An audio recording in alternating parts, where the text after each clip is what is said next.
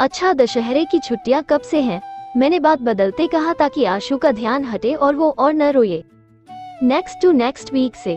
Friday अगर छुट्टी कर लूं तो फिर सीधा मंडे को कॉलेज ज्वाइन करूंगी। आशु ने अपने आंसू पोंछते हुए कहा। दशहरे का कुछ खास प्लान नहीं था, बस घर जाना था। हालांकि आशु मना कर रही थी घर जाने से और कह रही थी कि दशहरे हम शहर में एक साथ मनाते हैं, पर मैंने उसे समझाया कि ऐसे घर नहीं जाने से वो लोग कभी भी यहाँ टपक सकते हैं और फिर सारा रायता फैल जाएगा।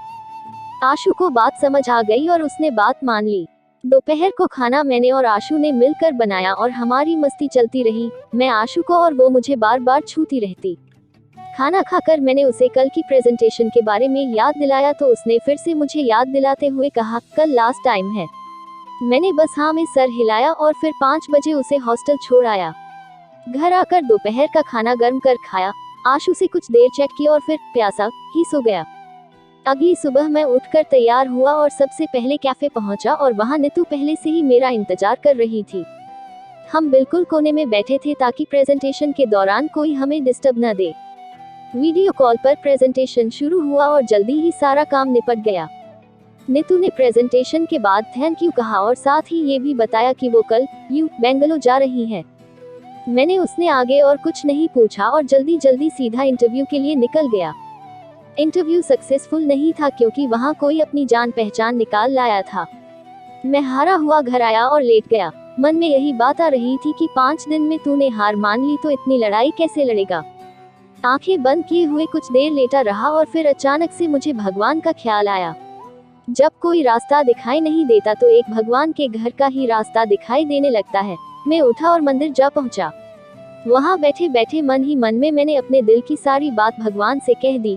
कोई जवाब तो नहीं मिला पर मन हल्का हो गया। ऐसा लगने लगा जैसे कि कोई कह रहा हो कि कोशिश करता रहे, कभी न कभी तो कामयाबी मिल जाएगी। मंदिर की शांति से मन काबू में आने लगा था, इसलिए शाम तक मैं मंदिर में ही बैठा रहा। ठीक 4 बजे मैं आशु के कॉलेज के लिए निकला। जब आशु ने मेरे मस्तक पर टिका देखा तो वो असमंजस में पड़ गई और फिर एकदम से उदास हो गई। हम चलते चलते एक पार्क में पहुंचे और तब मैंने बात शुरू की, क्या हुआ? अभी तो तेरे मुंह खिला खिला था, अचानक से उदास कैसे हो गई?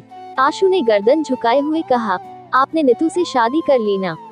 ये सुनकर मैं बहुत तेज ठहाका मार के हंसने लगा। उसके इस बचपने पर मुझे बहुत हंसी आ रही थी और उधर आशु मुझे हंसता हुआ देखकर हैरान थी। आशु गुस्से में मुड़ के जाने लगी तो मैंने पहले बड़ी मुश्किल से अपनी हंसी काबू में की और आशु के सामने जाके खड़ा हो गया। तू पागल हो गई है क्या? मैं नीतू से शादी क्यों करूंगा? प्यार तो मैं तुझसे करता हूँ। मैं मंदिर गया था। इसके आगे मैंने आशु से कुछ नहीं कहा और उसके चेहरे को हाथों में थामे उसकी आंखों में देखने लगा। आशु भी मेरी आंखों में सच देख पा रही थी और उसे यकीन हो गया था कि मैं झूठ नहीं बोल रहा। वो आके मेरे सीने से लग गई और मैं उसके सर पर हाथ फेरता रहा।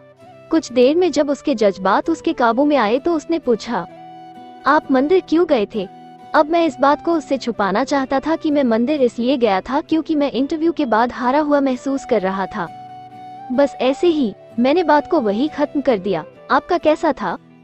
आशु ने अपने बैग से टिफिन निकालते हुए कहा, नॉट गुड। किसी का ऑलरेडी जुगाड़ फिट था। मैंने आशु से नजर चुराते हुए कहा। आशु अब सब समझ गई थी कि मैं क्यों मंदिर गया था। उसने मेरी ठुड्डी खड़ी और अपनी तरफ घुमाई और मेरी आंखों में आंखें डालते हुए बोली, मैं हूं ना आपके पास, तो क्यों चिंता करते हो? उसका ये कहना ही मेरे लिए बहुत था। मेरा आत्मविश्वास अब दुगना हो गया था और माहौल हल्का करने के लिए मैंने थोड़ा हंसी मजाक शुरू कर दिया। वो पूरा हफ्ता मैं या तो इंटरव्यू देने के लिए ऑफिसेज के चक्कर काटा या फिर जॉब कंसल्टेंसी वालों के यहाँ जाता था। जहाँ कहीं जॉब मिली भी तो पाए इतनी नहीं थी जितनी मैं चाहता था। पर फिर मुझे कुछ समझ आने लगा। दिवाली आने में 1 महीना रह गया था तो ऐसे में कौन सा मालिक एक एक्स्ट्रा आदमी को हायर कर बोनस देना चाहेगा, इसीलिए वैकेंसी कम निकल रही है। मैंने ये सोचकर संतोष कर लिया कि दिवाली के बाद तो नौकरी मिल ही जाएगी। मंगलवार का दिन था और आशु सुबह सुबह ही आ धमकी। मैं तो पहले से ही जानता था कि वो आने वाली है, इसलिए मैं खिड़की के सामने बैठा चाय पी रहा था। दरवाजा खुला था, इसलिए आशु चुपके से अंदर आए और मेरी आंखों पर अपने कोमल हाथ रख दिए, ये सोचकर कि मैं कहूंगा कि कौन है। मैं तो पहले से ही जानता था कि ये आशु है क्योंकि उसकी परफ्यूम की जानी पहचानी महक मुझे पहले ही आ गई थी। अब समय था उसे जलाने का। अरे कल्पना भाभी, मैंने जानबूझकर ये नाम लिया। ये नाम किसी और का नहीं बल्कि मेरे मकान मालिक अंकल की बहू का नाम था। ये सुनते ही आशु गुस्से से तमतमा गई और उसने मेरी आंखों से हाथ हटाए और मेरे सामने गुस्से से खड़ी हो गई। कल्पना भाभी के साथ आपका चक्कर है। वो आपके घर में कभी भी बिना बता घुस आती है और आपको ऐसे छूती है। ये सारी औरतें आपके पीछे क्यों पड़ी हैं? एक नीतू मैडम कम थी जो ये कल्पना भाभी भी आपके पीछे पड़ गईं। और आप बोल नहीं सकते कि आप किसी से प्यार करते हो। मैं अरे अरे अरे यार, मजाक कर रहा था। तू क्यों इतनी जल्दी भड़क जाती है?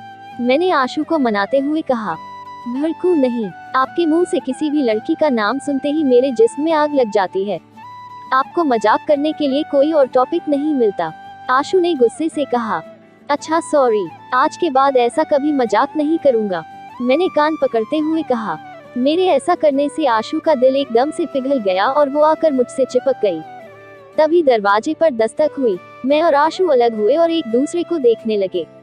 मैं दरवाजे के पास आया और मैजिक आई से देखा तो बाहर सुमन खड़ी थी। मैंने इशारे से आशु को बाथरूम में छुपने को कहा। जैसे ही आशु अंदर घुसी और बाथरूम का दरवाजा सटाया, मैंने मेन डोर खोला। बड़ी देर लगा दी दरवाजा खोलने में। कोई लड़की बड़की छुपा रखी है, सुमन ने हंसते हुए कहा।